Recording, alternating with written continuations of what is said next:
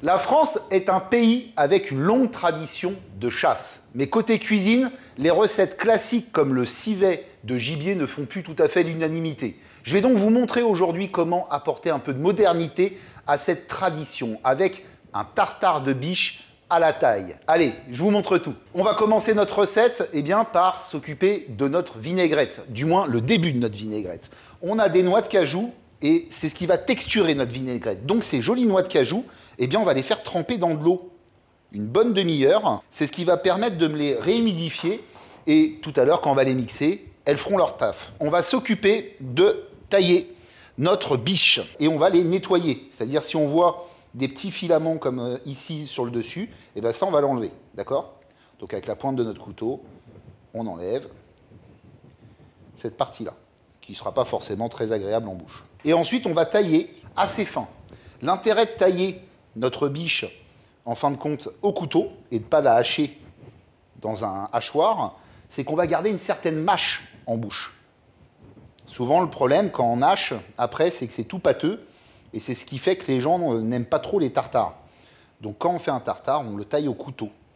C'est nettement mieux. D'ailleurs, dans certains restaurants, ils vous disent tartare au couteau. Ça, c'est un gage de qualité. Je taille des lamelles dans l'autre sens, comme ceci. Et ensuite, on taille des petits dés, comme ceci. Voilà, ça, c'est un joli tartare. Pas trop petit, pas trop gros, juste ce qu'il faut. Alors, ça prend du temps, hein, ça, il faut le savoir. Mais le résultat est meilleur. Faut faire des choix en cuisine. Et après, on met dans le saladier au fur et à mesure tout notre tartare. Le tartare de biche, c'est une recette fine et sophistiquée. Elle est idéale pour les amoureux de viande crue. La biche est une viande tendre et savoureuse, parfaite pour le tartare. En coupant le filet en dés très fins, on crée un plat au goût riche et aux arômes subtils. Vous pouvez utiliser du filet de biche, vous pouvez utiliser du pavé ou même du steak. C'est vrai que le filet sera beaucoup plus tendre. Si vous voulez un peu plus de mâche, passez sur du pavé ou du steak de biche. Tartare de biche est taillé. On prend notre oignon. Notre oignon, on va juste enlever la petite racine au bout. D'accord? Cet oignon, bien évidemment, je l'ai lavé avant de le travailler. Je vais séparer le blanc du vert. Le vert, lui, je ne m'embête pas. Je le taille une fois en deux, comme ceci. Je retaille comme ça. Je remets le tout ensemble et j'émince tranquillement. Le blanc, lui, je vais le couper en deux et je vais faire des petites incisions tout le long, comme ceci, avant de le tailler. Et ensuite, j'émince.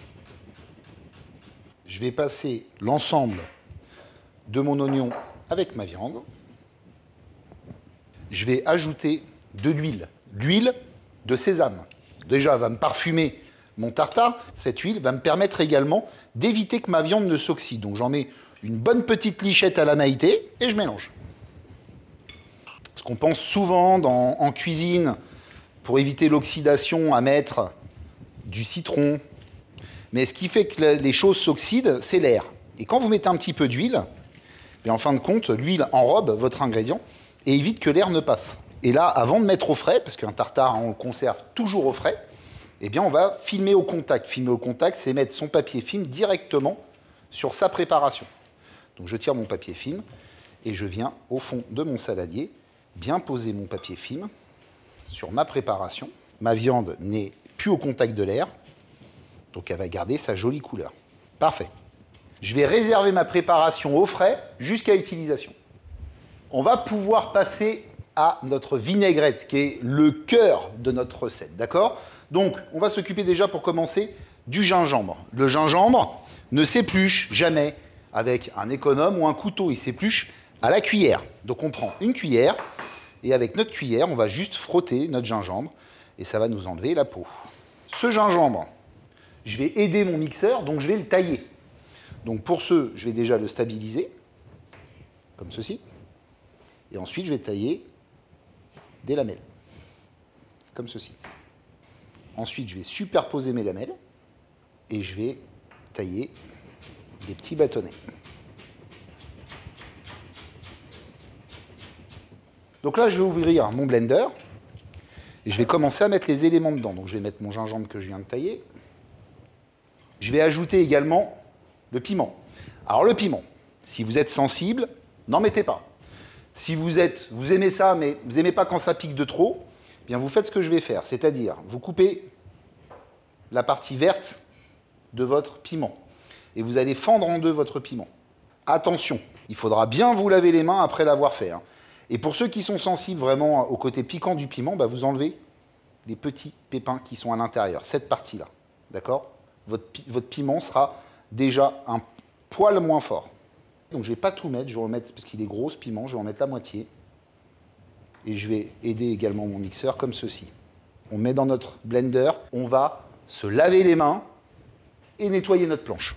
Ensuite, pour notre vinaigrette, citron vert. Notre citron vert, on va déjà récupérer tout le zeste. On ne veut que le zeste. Donc c'est la râpe qui passe sur le citron. Et dès qu'on voit le blanc apparaître, le blanc ça s'appelle le zeste, c'est l'amertume, on ne le met pas. Allez, on met tout le zeste de notre citron vert. Donc on passe une fois. Et vous voyez, en passant la râpe dessus, ça me permet de voir où j'en suis sur mon citron. Si je faisais l'inverse, je ne vois rien. Là, on est au top. Je viens taper dans mon blender.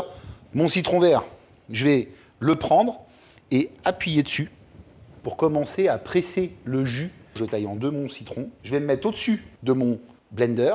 Et avec la lame de mon couteau, je vais m'appuyer au centre de mon citron. Et ça va me permettre, en fin de compte, d'appuyer, de diriger le jus de citron vers le fond de mon blender. Je vais faire la même chose avec l'autre moitié. On a dans notre blender le piment, le gingembre, le zeste, le jus de citron. On va ajouter du lait de coco et une huile de tournesol. Je ferme mon blender et je mixe une petite minute.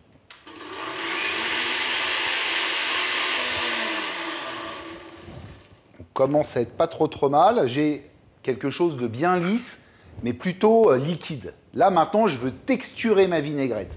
Donc pour ce, mes petites noix de cajou que j'ai fait tremper, je les égoutte, comme ceci. Donc vous voyez, elles sont devenues molles, d'accord ? Ça, c'est le top. Je vais les intégrer en les égouttant bien dans mon blender. En cuisine, on n'oublie pas une chose importante, l'assaisonnement. Donc on va mettre du sel. Le poivre, pas besoin, là, pour l'instant. Je réassaisonnerai tout à l'heure dans mon tartare. Je vais attendre de voir ce que donne mon piment. Je ferme mon blender et je remixe jusqu'à ce que ma petite noix de cajou épaississe ma vinaigrette. Alors, qu'est-ce que ça nous donne ? Regardez, la texture, on a quelque chose d'un peu épais. Hein. C'est notre noix de cajou qui a fait son boulot. On va vérifier notre assaisonnement en sel et le côté relevé avec notre piment, notre gingembre. Elle est superbe. On peut rajouter un petit peu de poivre, parce que je n'ai pas trop corsé en piment. Vraiment bonne. Hein. Ça, c'est une vinaigrette, celle-ci. Vous pouvez l'utiliser aussi sur des petites salades. Elle se conserve bien, au moins une semaine.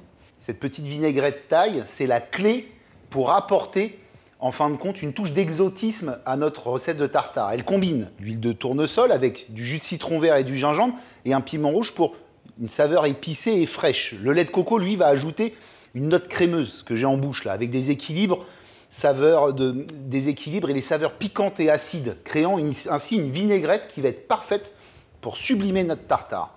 Donc cette recette, je vais la réserver sur le coin de mon poste de travail. On va pouvoir finaliser donc notre recette. On va prendre notre tartare, enlever le papier film qu'on avait mis tout à l'heure. Dans ce tartare, on va s'ajouter maintenant des herbes fraîches, de la coriandre et du basilic.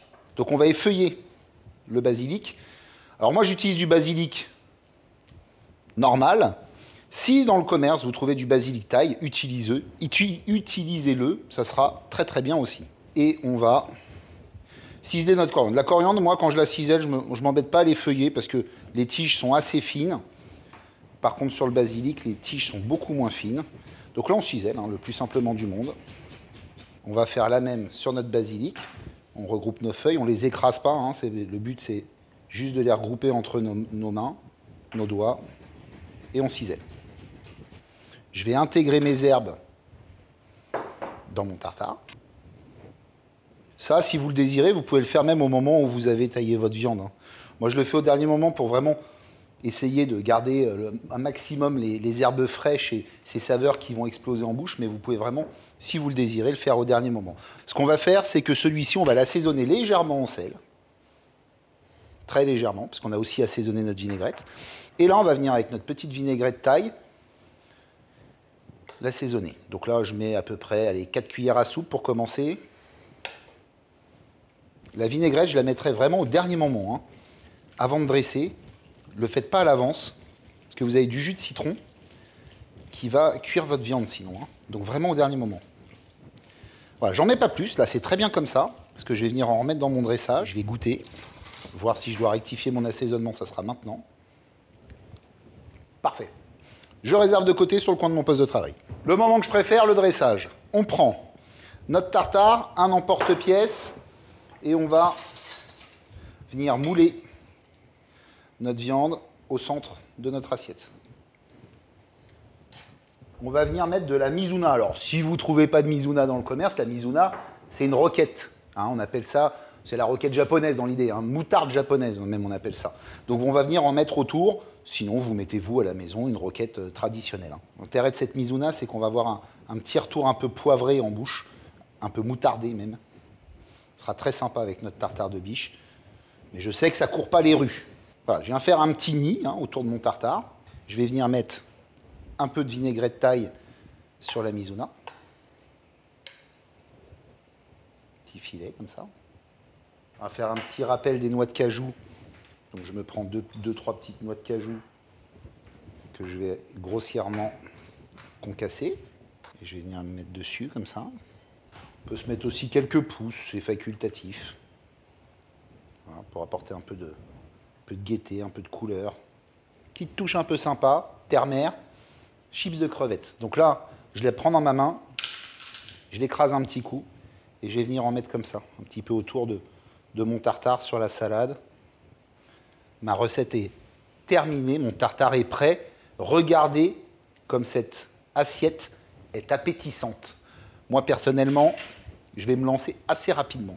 Donc, je vais me faire une bouchée parfaite. Mizuna, tartare, vinaigrette, chips de crevettes. Chips de crevettes va m'apporter un peu de croustillant. C'est parti.